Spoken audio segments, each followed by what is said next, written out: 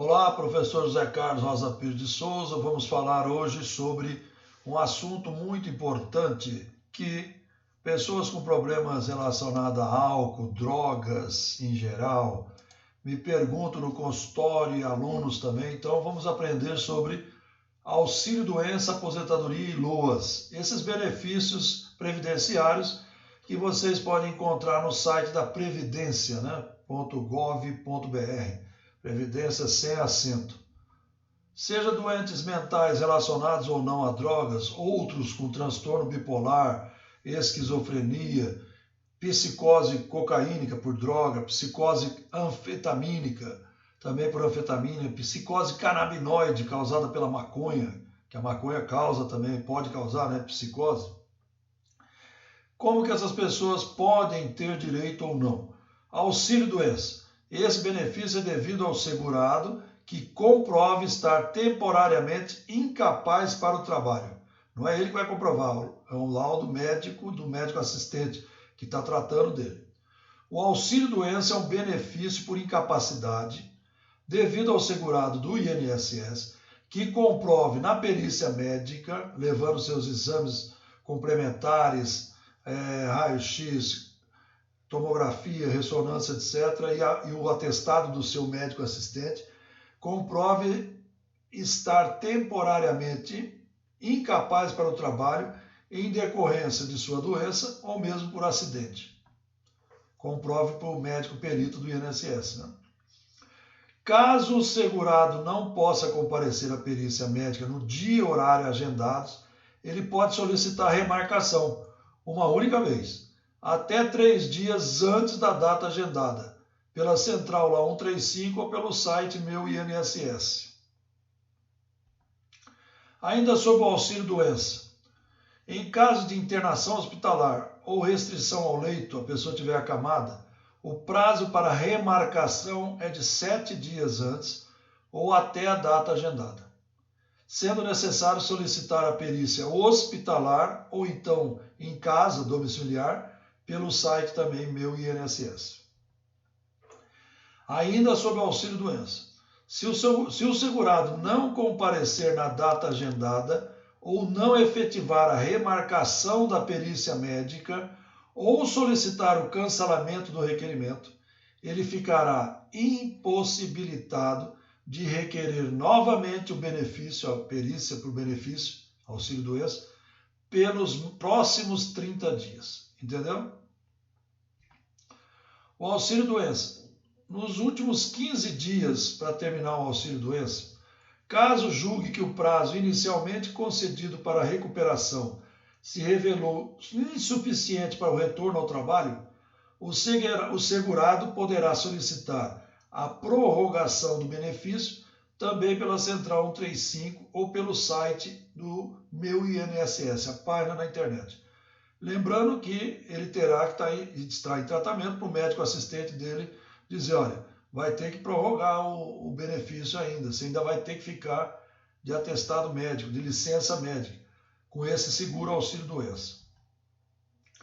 Caso não concorde com o indeferimento, ele vai para essa nova perícia, ou na primeira, se houver um indeferimento, ou a cessação do benefício dessa primeira, e não seja mais possível solicitar prorrogação, o segurado pode entrar com recurso junto à chamada junta de recursos, em até 30 dias contados a partir da data em que tomar ciência da decisão do INSS. Qualquer dúvida, tem aqui uma portaria de 2016 para você olhar. Principais requisitos para receber o auxílio-doença. Carência, cumprir carência de 12 contribuições mensais, 12 meses, a perícia do INSS avaliará a isenção de carência para doenças previstas numa portaria de 2001, essa portaria é interministerial, doenças profissionais, acidentes de trabalho e acidentes de qualquer natureza ou causa. Entendeu a questão da carência?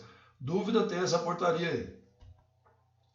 Atenção, para essa carência deve possuir qualidade de segurado, caso tenha perdido essa qualidade de segurado do INSS, deverá cumprir metade da carência de 12 meses, a partir da nova filiação à Previdência Social. Cumprir 6 meses, portanto, né?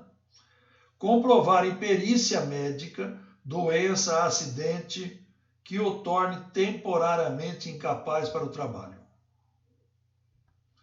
Ainda sob o auxílio-doença. Para o empregado que estiver trabalhando na empresa, ele estar afastado do trabalho por mais de 15 dias, porque antes disso ele recebe pela empresa. Por mais de 15 dias, corridos ou intercalados, dentro do prazo de 60 dias, se for pelo mesmo CID, o mesmo Código Internacional de Doença, número 10, que está vigorando agora. Mesmo CID, o Código da Doença. Ainda sob auxílio-doença. Comparecer à perícia médica, o segurado deverá comparecer a uma unidade do INSS para essa perícia, escolhida para a perícia médica. Ou, nos casos especificados atrás, aguardar a perícia médica, de novo, quais foram especificados atrás, domiciliar em casa ou hospitalar se estiver internado. Agora, um outro benefício chamado aposentadoria por invalidez, devido ao cidadão incapaz de trabalhar e que não possa ser reabilitado em outra profissão. A aposentadoria por invalidez é um benefício devido ao trabalhador permanentemente incapaz de exercer qualquer atividade laborativa de trabalho e que também não possa ser reabilitado em outra profissão, de acordo com a avaliação da perícia médica do INSS. Ainda sobre a aposentadoria por invalidez, o benefício é pago enquanto persistir essa invalidez, e o segurado pode ser reavaliado pelo INSS a cada 2 anos, e nesses 2 anos ele tem que permanecer em tratamento médico, porque ele vai ter que comprovar depois o laudo, novo laudo depois desses 2 anos, né? Novo laudo do médico, vai ter que provar exames se foram feitos, remédios que tomou, psicoterapia, todos os tratamentos que ele fez, fisioterapia, etc. Inicialmente, o cidadão deve recorrer a um auxílio-doença, antes da aposentadoria por invalidez. Então, primeiro, auxílio-doença, que possui os mesmos requisitos da aposentadoria por invalidez, como nós já vimos. Caso a perícia médica constate incapacidade permanente para o trabalho, sem nenhuma possibilidade de reabilitação para outra profissão, outro trabalho, certo?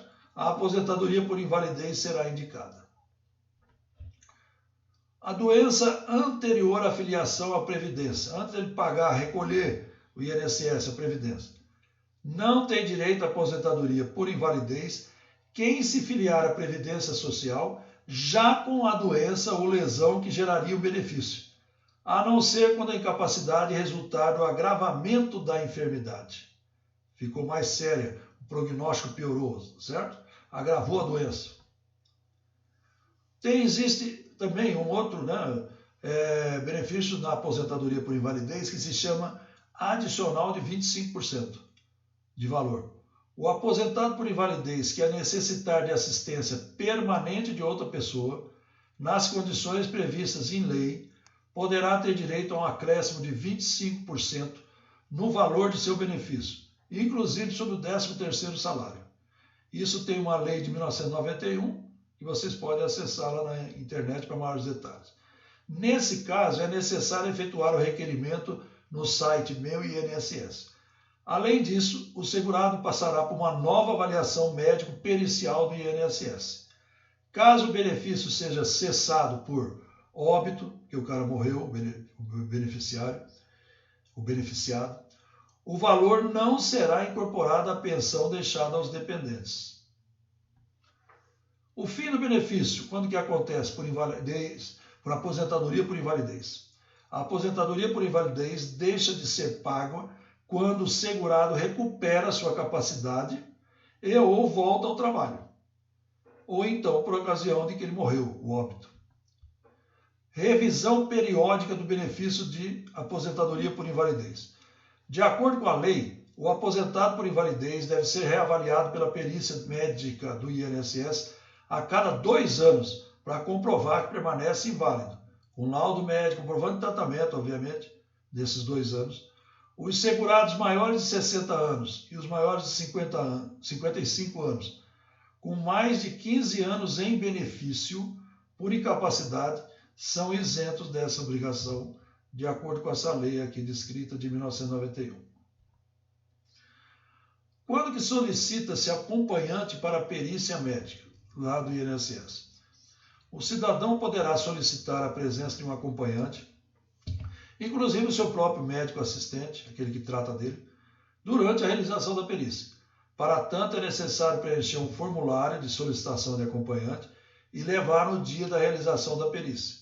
O pedido vai ser analisado pelo perito médico, poderá ser negado ou aceito, com a devida fundamentação feita pelo perito. Por que ele aceitou ou não aceitou? Quando ele nega, principalmente, é aí que tem que ter essa fundamentação, caso a presença do terceiro possa interferir nesse ato pericial dele. Agora vamos falar de uma outra aposentadoria da pessoa com deficiência por idade.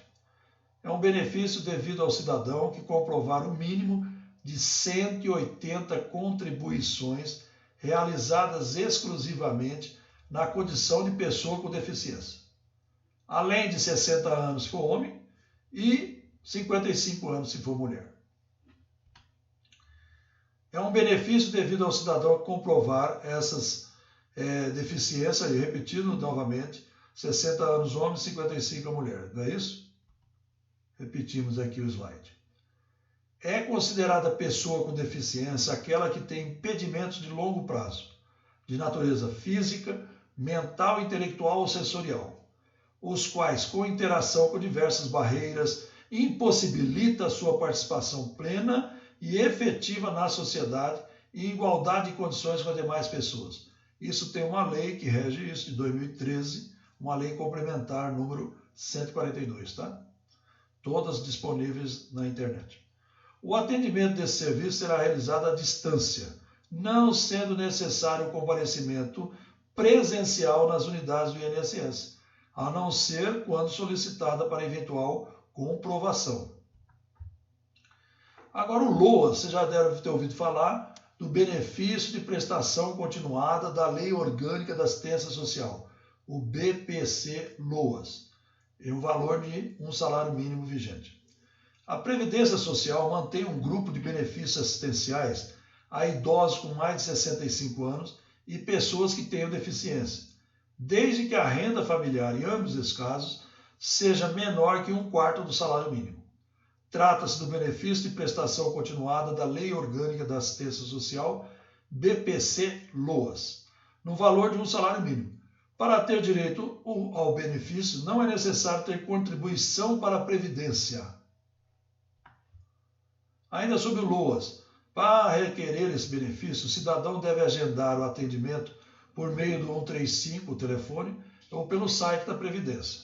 No caso do benefício para idosos, além do critério da idade a mais de 65 anos e da renda familiar inferior a 1/4 do salário mínimo, o idoso deve ser de nacionalidade brasileira ou portuguesa, morar no Brasil e não receber qualquer benefício da Seguridade Social ou de outro regime, inclusive o seguro-desemprego não pode estar recebendo. As exceções são os benefícios da assistência médica e a pensão especial de natureza indenizatória, que podem ser acumulados. Ainda sobre o LOAS, vamos falar de deficientes. Tem direito ao benefício do LOAS os deficientes que têm impedimentos de longo prazo de natureza física, mental, intelectual ou sensorial, que de alguma forma impede a participação plena na sociedade e igualdade de condições com as demais pessoas. A concessão do BPC-LOAS para deficientes depende de avaliação da perícia médica do INSS para esses deficientes. O requerente deve ser nacionalidade brasileira ou portuguesa, morar no Brasil, não receber qualquer outro benefício de outro regime como o seguro-desemprego. Repetindo o slide para ficar bem claro, tá? Isso pode ser acumulado com pensão de natureza indenizatória. Eu quero agradecer a todos e qualquer dúvida está aí o site da Previdência para você procurá-lo e esclarecer todas as suas dúvidas. Muito obrigado, uma boa sorte.